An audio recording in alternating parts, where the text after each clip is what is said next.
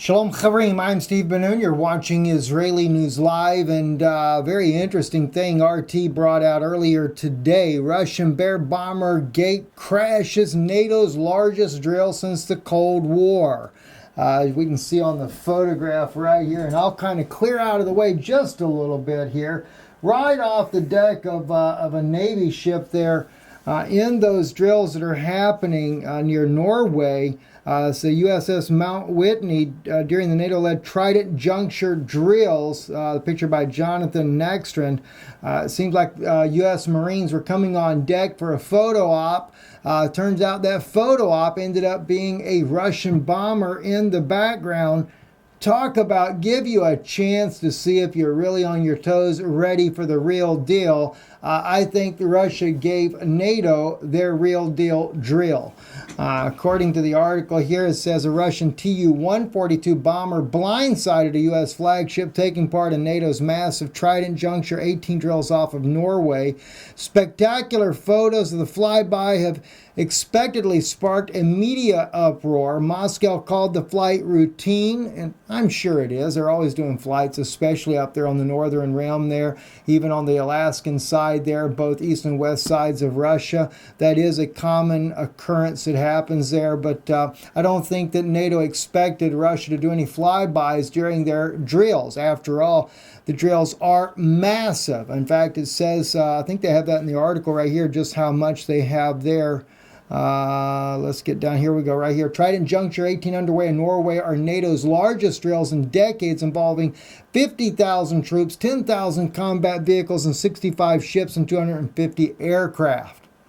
Wonder which aircraft intercepted the Tu Russian bomber, that Tu, what is it, a 142? Yeah. Wonder which one decided to intercept that rascal, because it seems like no one was really paying that much attention. So much for your NATO readiness there. That's not a good sign. Anyway, already happened. Lorenzo on his page there says Western Pacific, Japan, and U.S. have mobilized 57,000 sailors, Marines, and airmen, featuring simulated air combat, amphibious landings, and ballistic missile defense drills. Says U.S. fighter jets darted over the Western Pacific on Saturday at the nuclear-powered USS Ronald Reagan aircraft carrier joined Japanese destroyers and a Canadian warship for the biggest combat readiness war game ever staged in and around Japan. Well, kind of makes you wonder whether or not any of the Russian Tu-142s did a flyby over near Japan. Can't say that they did, but, just a thought there. At any rate, though, listen, I would love to see cooler heads prevail. We just, war is definitely not the way to go. In fact, I did a teaching this afternoon here on DeNoon Institute. In fact, it's processing right now. I'll be uploading it soon. We also did a interesting broadcast on Patreon. And listen, seriousness of how dangerous we are to a global conflict. You may want to catch out the broadcast on Patreon listen, I know some people they log in and then they turn around and log right back out again. Stay in there. We got a lot of interesting things coming up, and we may not always get right on there, but we try to share things that we are not going to share here. In fact, today's broadcast I will not share here. Just too much of a sensitive issue. I will not speak about it here, but I think it's worth watching. At any rate, breaking U.S. Navy and the U.S. Marine Corps units currently on deployment at the Persian Gulf and Hormuz Strait will be on high alert from tomorrow due to possibility of any hostile military activity. And of course, that is all regarding the situation that is going to begin tomorrow with the return of sanctions on Iran. We know President Trump has lifted those sanctions and reemplaced those sanctions after they were lifted under the Obama administration. So that begins in earnest tomorrow. We'll put a lot of tensions in the region there. And that's something I kind of go into, not so much the sanctions, but what may be coming to our own borders in the very near future. Also, too, Shin Bet. Haaretz is reported here that there was a Shin Bet officer suspected of ordering unwarranted search of Palestinian woman's private parts. That is a very, very major issue. But unfortunately, if you look in the article here by Haaretz, where they're reporting this is a 3-year-old case where a woman has brought this complaint forward. There's been at least 1,000 cases brought against the organization for unlawful sexual assaults, as they are claimed to be, on these women, for cavity searches, as they are called. There's just a lot of problems, guys, a lot of problems. And that's why I always say, if you support Israel, please, let's support Israel with wisdom, because the more and more the things that I'm seeing, and we got a new book we're going to be going into. I haven't done it as of yet. I'll do it tomorrow. Because I had a different broadcast I needed to put up on Patreon, but we're going to go back. We're going to kind of finish up some more things here on victims accused from the Holocaust. Very powerful part in the last part here, including Eli Wiesel. Those of you that ever read his book, the book Night, he's written several books. But we're also going to be getting into another Jewish man, and that's Ben Haidt, and his book Perfidy. And I'm going to be sharing some insights with this as well. Because the problem is, friends, is that it's a very small minority. Let me put it that way. It is a small minority of elite Jews that have guided and turned the Jewish people and the Jewish state in some very ungodly ways. And in fact, I think we're going to do this right here on Israeli News Live tomorrow. We're going to be examining Isaiah 51 in light of some of this, as well as other passages scripturally, of the sins that God has said that would happen by the very leaders of Israel. No wonder why the Mashiach has to come. And, we're living in a dangerous time, friends, very dangerous times. And to see articles like here on Haaretz there about the Shin Bet officer suspected of ordering an unwarranted search of Palestinian woman's private parts, what can I say? Let me just share something with you here real quick. I got to do it. All right, I don't even think I have it open to the right place now. I believe it was Isaiah 51. Maybe I'm wrong on no, I don't think it's Isaiah 51. Maybe it's Isaiah Isaiah chapter 5, I think, actually. Just something to share with you here just for a moment, because we just really are not paying attention.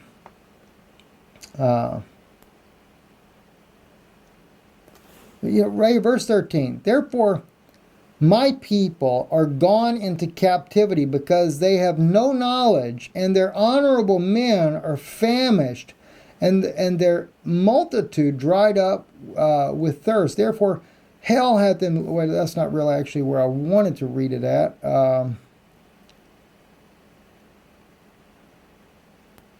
Let me see. Maybe I can catch it here. Starting verse 8 in chapter 5. Woe unto them that join house to house, that lay field to field, till there be no place, that they may be placed alone in the midst of the earth. In mine ears, said the Lord of hosts, of a truth, many houses shall be desolate, even great and fair, without inhabitant. Yea, 10 acres of vineyard shall yield one bath, and the seed of an omer shall yield an ephah. Woe unto them that rise up early in the morning, that they may follow strong drink, that continue until night, till wine hath inflamed them. And the harp and the violet and the tabret and the pipe and the wine and all their feasts, but they regard not the work of the Lord, neither consider the operation of his hands. Therefore my people are gone into captivity, because they have no knowledge, and their honorable men are famished, and their multitude dried up with the thirst. Therefore hath hell enlarged herself and opened her mouth without measure, and their glory and their multitude and their pomp, and he that rejoiceth shall descend into it. And the mean man shall be brought down, and the mighty man shall be humbled, and the eyes of the lofty shall be humbled. But the Lord of hosts shall be exalted in judgment, and God that is holy be sanctified in righteousness. Bunch of drunkards.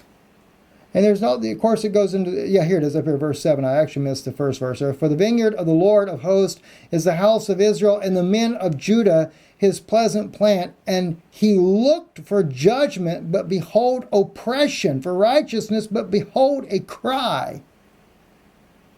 You know, Judah is supposed to be a pleasant plant, but God looks and all he sees is oppression. And he looks for righteousness and nothing but a cry. Woe unto them that join house to house. The leaders are a bunch of drunkards and party goers. You know, listen. I keep saying it. I'll say it over and over and over until we get it. Look back 2,000 years ago when Yeshua was on this earth. Exact same setup. Sanhedrin, crooked Jewish Congress, the leaders of Israel selling out our own people. You know, I'll tell you what. I'm going to read it right here to you guys here. I'm not even going to, forget putting it on, over on Patreon. Let me share with you guys here on Israeli News Live. Let me tell you some truth right here. This book here is written by Rabbi Moshe Schoenfeld. All right? Rabbi Moshe Schoenfeld, a Jewish rabbi. All right? Now, he's talking about the book Perfidy, which I just showed you. And by the way, the book Perfidy did not come out for a long time by Ben Chait. Okay? This didn't come out for a long time. It said, Ben Chait, the author of Perfidy, died several years ago. He was among the greatest writers and film producers of the United States. For from Judaism during the most of his life, the Holocaust brought him back to his people. Faced with the knowledge of the Holocaust, he left off all his private dealings, which had earned millions of dollars, and immersed himself in the rescue work through the Emergency Committee to save the Jewish people of Europe, headed by Samuel Merlin and Peter Bergeson. One of their greatest accomplishments was organizing a protest march of the Union Orthodox rabbis to the White House in Washington, as a result which President Roosevelt was forced to form the War Refugee Board. This has been described in detail in Chapter 4, which also documents the attempts made by Stephen Wise to foil and prevent the rabbis' presentation before Roosevelt. When Perfidy appeared in the United States a number of years ago, the Jewish public was shocked. Yediot Aronot of 8 Teves 5722, a Golan writes. This is what was written right here. This week I received a letter from a relative in New York. I am sending you a new book which recently appeared here. I am totally shocked. Even a small part of what is stated in this book is correct. I don't know how we can continue to live peacefully. Everything I believe in, everything I held sacred has been placed in question. We are all alarmed and not daring to believe. And since I received the letter, I have heard other echoes of the storm that is raging amongst the American Jewry over this book. That's because he writes in there about the crimes against the elite. You have to understand, the elite is still, of Israelis, is very, very small number. It's a small number. It's not some mass majority. The majority of the Israeli people are good, God-fearing, loving of humanity people. But unfortunately, there's so much power wielded by the elite that those that believe in humanity and love peace and want to have peace with our neighbors are suppressed. Watch what he says here. All right. So it goes on. I have heard other echoes of the storm that is raging amongst the American Jewry over this book.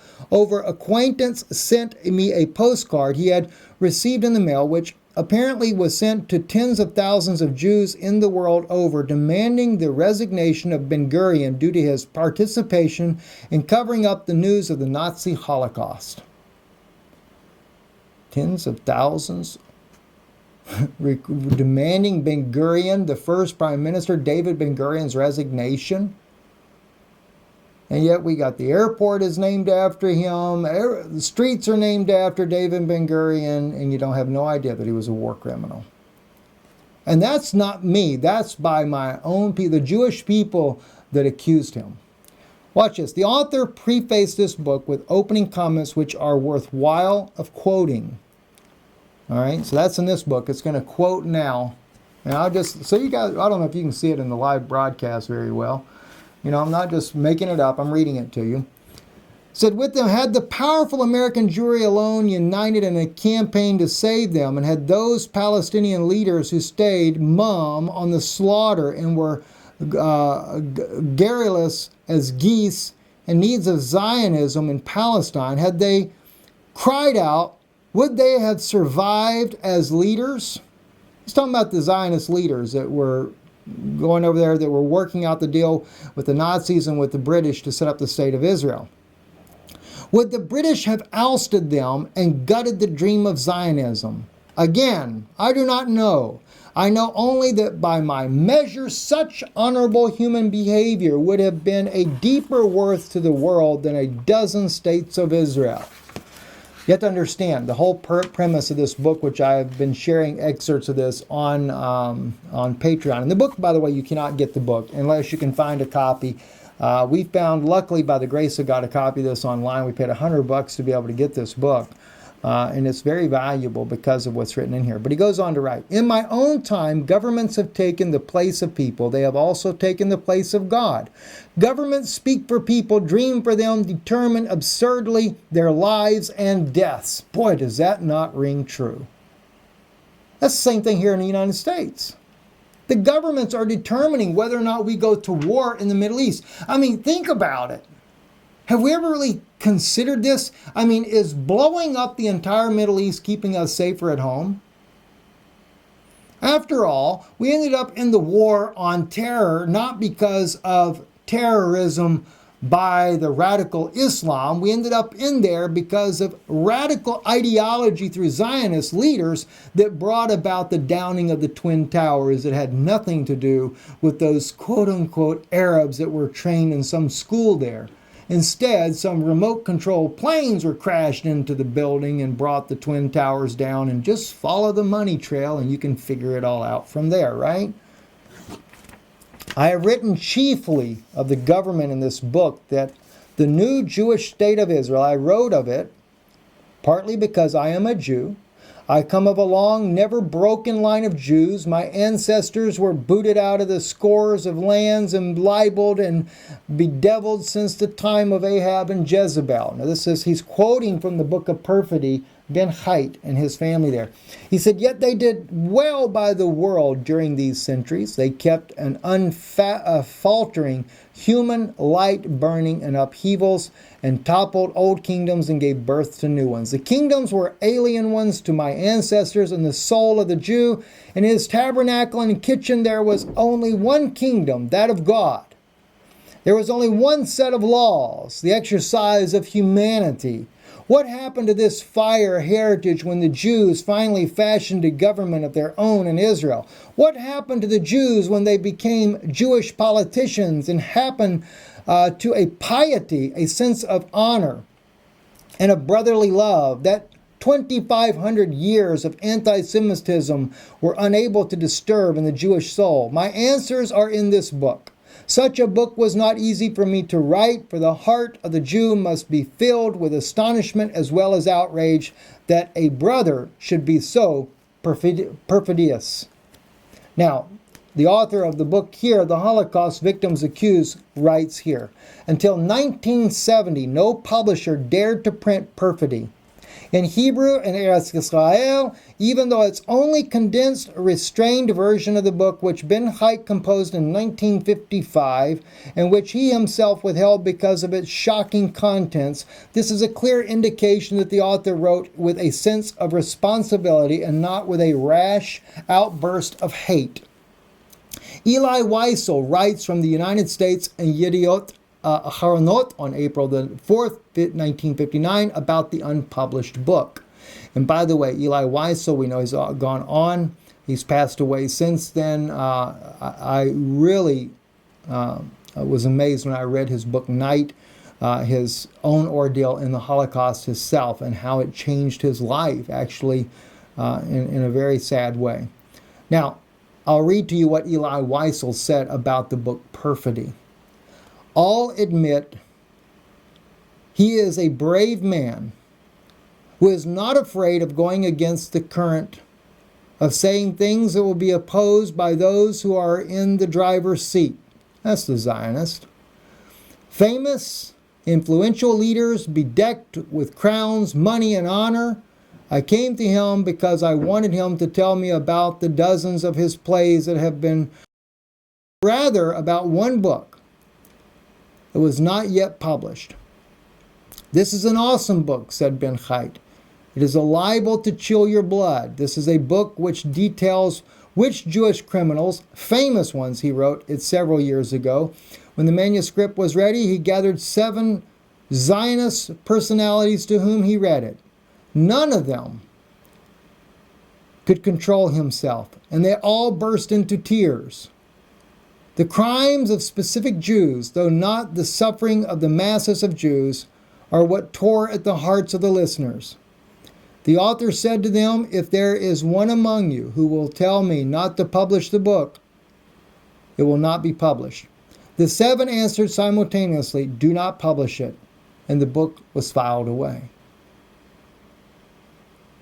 You know what gets me, guys? And listen, I want you to really listen to me. Because I know a lot of people that get angry about me bringing these things out. I bring it out because it's not changed. The same things are happening today in Israel that happened during the Holocaust.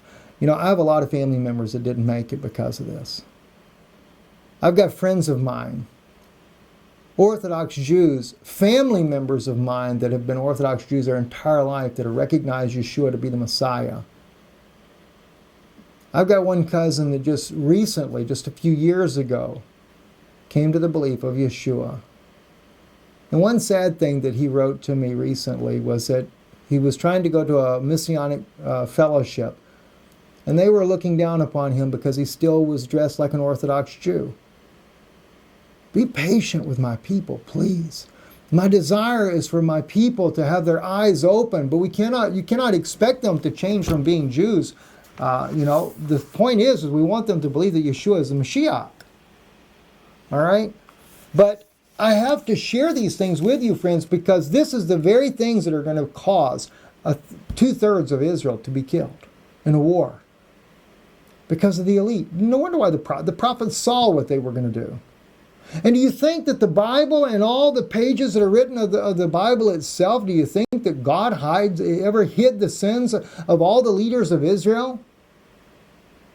Very few leaders of Israel were ever considered righteous. Ahab brings idolatry into Israel.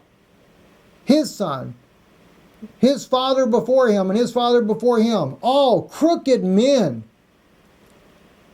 Every facet, with the exception of just a very few kings of Israel were ever godly men. And even the people. The Bible never hides all the sins that have happened to our people over the years. The point is God is trying to wake us up.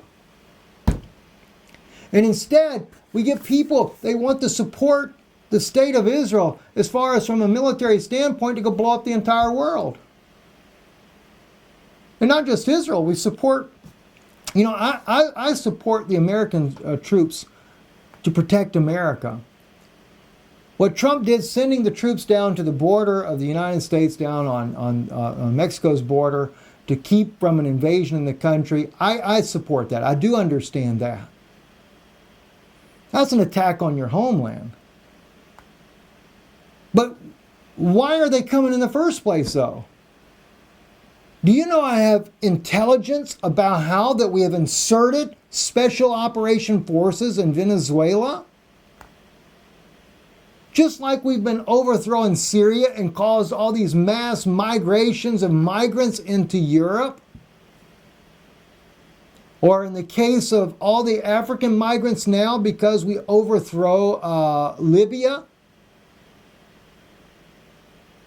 Our country, under this so-called name of freedom, is overthrowing every nation in the world. And we arm Saudi Arabia to totally wipe Yemen off the map, and you have tens of thousands of children and mothers and fathers starving and dying in the streets. Why do we need all these military bases all over the world? Is this really what democracy is, that we have to overthrow the entire world to be able to bring about this so-called democracy? You should work inside the intelligence community in this country and see how crooked all the politicians, not just the politicians, believe me, the elite of the world are running the politicians, but the politicians get their cut of the drug money that comes in. Don't kid yourself, they do. They sure do. So anyway, let me continue on. Eli Wiesel is writing about the book Perfidy. Let me read to you what he says here. He wrote it several years ago when the manuscript was ready. He gathered, okay, we read that part there. The author said to them, if there is one among you, okay, the 7 men answered simultaneously, do not publish the book. We got that. All right, now we continue on. If it had been published, the world would have learned that the leaders of the Jewish people, the best known, most respected leaders of Zionism, Eli Wiesel is writing this, okay, were actually criminals, said Ben Haidt. In his unpublished work, they appeared by name. Ben Haidt added Weizmann, Ben-Gurion, Sharit, which is Moshe Sharit, second prime minister of Israel. Ben Haidt, who spoke thus, made an important contribution to the Jewish people. He was the first to tell the American people the extermination camps existed in Germany, and who blocked our way, asked Ben Haidt, Jewish leaders, Jews of name and position, who feared that they would be recognized as Jews, not as Americans. One who fought with all his might against our rescue and publicity campaigns was Rabbi Stephen Wise, president of the various Jewish Congress. In his unpublished book, he takes the leaders to task. He adds several corrections to the history of the Holocaust. He reveals what the leaders were doing at the time he was dealing with the rescuing the Jews. He took the material for the book from sources which supplied him with facts and yet unknown to the public. In his eyes of Ben Haidt, Mickey Cohen was more Jewish than Weizmann. Who was Mickey Cohen? A well-known Jewish gangster in California, but Mickey loved Jews. He collected money for underground rescue. He helped. If somebody would insult the Jew in his presence, he would strangle him barehanded. And Ben Haidt continued expressing to me his opinion of David Ben-Gurion and Moshe Sharit. Somehow my typewriter refuses to write about Weizmann, about the heads of the Jewish agency who helped the Germans to destroy European Jewry. You know, and I'm going to tell you something, friends. This is something that's been bothering me for a long time. When the state of Israel was trying to force the Orthodox community becoming part of the draft, I could not help but wonder back then. One side of me would say, okay, look, if we need to fight in order to keep the country safe from invasion, I understand. But then the other side of me, I realized, why were they trying to bring the Haredi community into the draft? Cannon fodder. They know a new world order is coming, just like in America. They know there's a war coming here as well. Bombs are going to drop. And they're going to thin out Israel as well. That's how they make way for this new world order. That's how they make way for whatever the solution is. 2-state, 1-state, doesn't make any difference. And they're going to silence as many voices as they possibly can. Listen, you want to know truth about things? Why don't you take time, visit us in Kansas, December the 2nd, about a month away. Go to our website. I'll put it up here for you real quick as we close here. IsraeliNewsLive.org. Right on our website, at the top of the page, upcoming conference, learn more at conference website. Just go over there and visit the website. I'm going to try to get with Jamie, our webmaster there, to make some changes on here. We're going to put a little insight of what's going on in this conference, a video up about that. We have 27 days and 12 hours, 40 minutes, 31 seconds until the conference. 2-day conference. It will be Saturday and Sunday. Originally, I think we were only set for December 2nd, but we are now December the 1st. Yes, December 1st and 2nd. I have not put an itinerary up. Those of you that have written me about that, please be patient with me. I've still got to sit down and figure up this itinerary. I do know that on December the 1st, We will begin after 12 noon. I think it's going to be like in the afternoon at 2 p.m. That'll be open to the public. And we'll have about 2 or 3 scheduled meetings that day. And then on the next day, it will be a full day.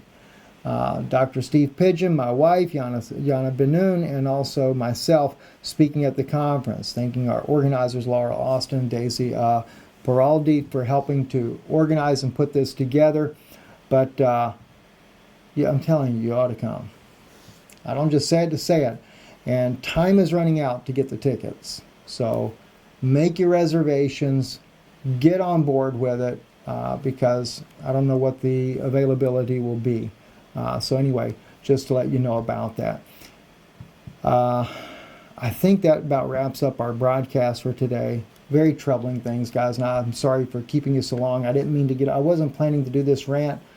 I do share some interesting insights over on Patreon today. And again, let me just see our video. Yeah, it's already ready to go. I'm going to upload now the teaching that we did. I think it's interesting. The teaching I did is a conjecture. I'm not saying it's 100%. Something I saw in Genesis I wanted to share with you guys that I think may have been overlooked. At any rate, I'm Stephen DeNoon. You're watching Israeli News Live. Thank you. Thank you for supporting the broadcast. Believe me, without your help, we can't do it. So please consider giving, consider supporting the broadcast. You can do so by visiting our website, IsraeliNewsLive.org. And all you got to do when you get to the website, it's got a little place you can donate online. If you can't do it there, you can go to patreon.com/Israeli News Live. And whether you listen to Patreon or not, you can support the broadcast there. Normally our address appears on the screen at the end, but we're not pre-recording. We are live this evening, so I'll put it in the description below a little bit later on. I'm Stephen DeNoon with Israeli News Live. Erev Tov.